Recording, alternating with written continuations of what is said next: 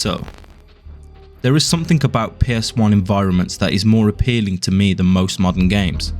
Perhaps it's the crunchiness of the pixels, or the short draw distance that most games covered up with fog.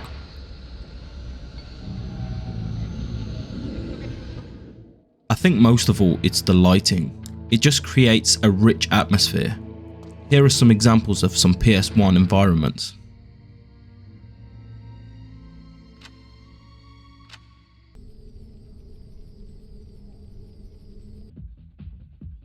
Come on!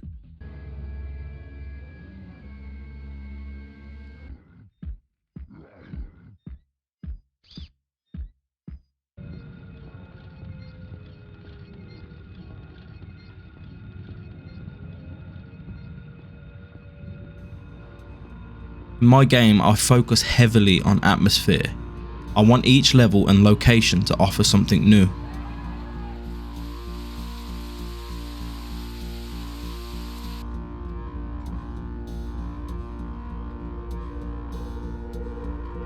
Even my main menu. I'm not a huge fan of typical flat menus, so I worked on a more dynamic menu.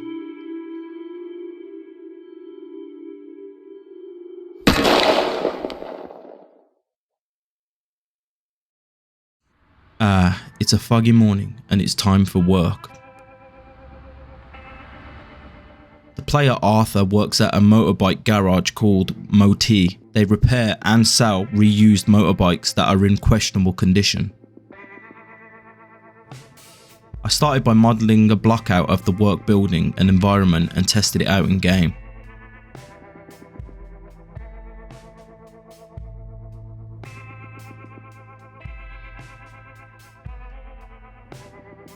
This is the reception area. And this is where the motorbikes will get repaired.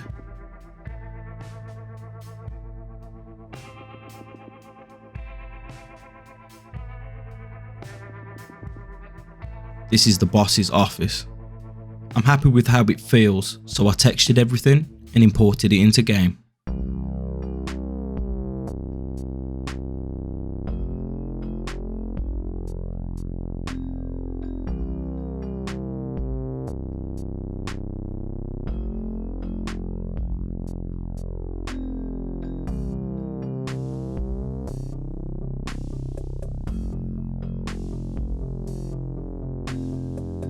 I created a bunch of assets that I would place around the level.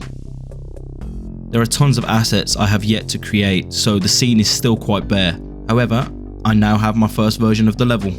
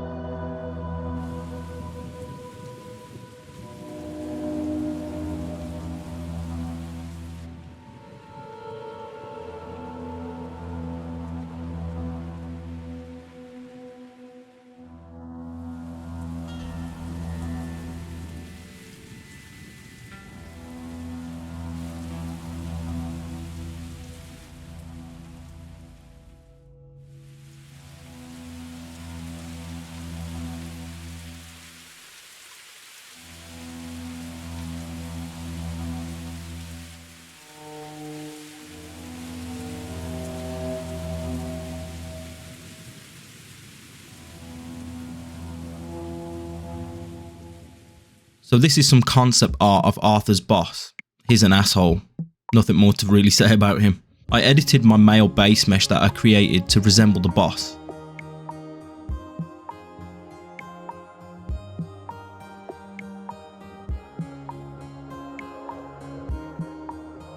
Then I textured the model.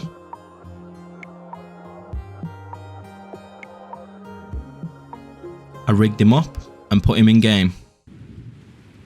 He is missing a voice, so I reached out to a guy who goes by the name of Fuzzy Manners. He is a filmmaker, programmer, voice actor and an all-round techie bloke. He has a really cool PS1 documentary. During the early 90s, the dominating brands of the video gaming world were Sega, which plays over 100 exciting high-tech games with high-quality graphics, and Nintendo. The ultimate challenge is waiting. That was about to all change in '94. At the end of 1994, Sony introduced the PlayStation game console to the world. Well, to Japan anyway. Then, in 1995, the rest of the world got a taste.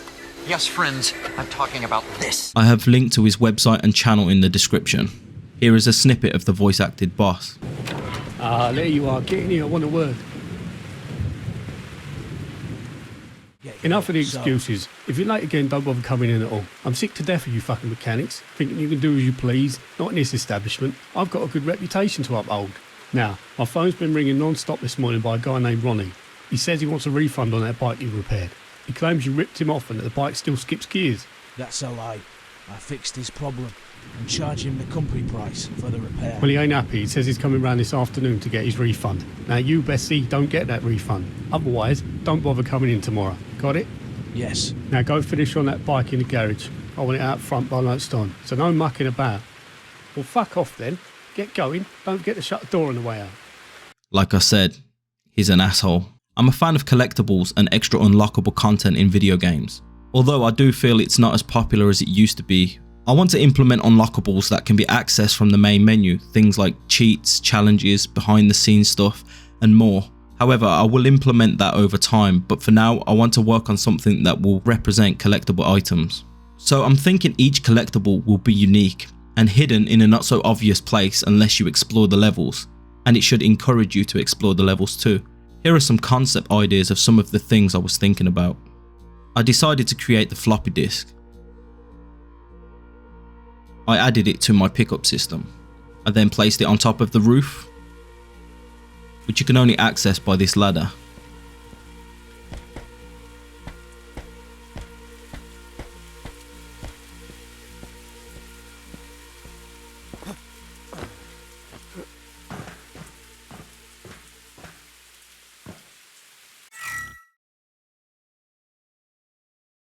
Lastly, I want to add some flying pigeons. I found this asset pack on the marketplace that has a low poly rigged model of a pigeon. It also includes various animations. I highly recommend it.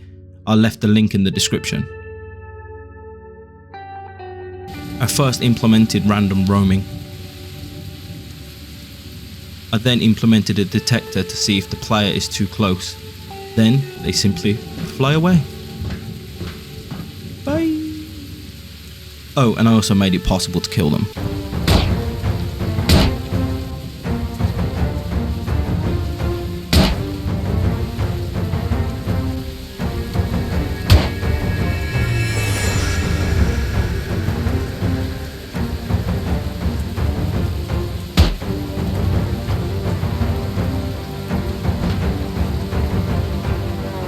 Big shout out to my Patreon members: Inkribbon, Kevin, Ema of Asgard, Barely Functional, The PC Xbox, Internet Rob, Hangry Bear, Decades Apart Productions, Azroix, and Tatty Gum Cancer. Thank you for watching.